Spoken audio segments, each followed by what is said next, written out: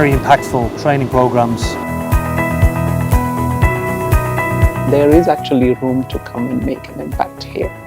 This training means a lot to me because it has caused a rising in my heart to go back to my country and see what we could do. They are also showing us that, look, even us as laboratory scientists, we need to withstand these conditions.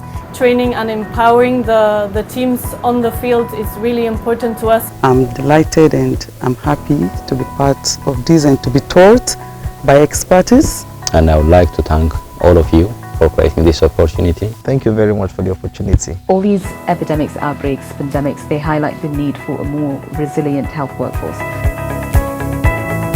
The local and homebrew innovation. Bringing together the most exciting people.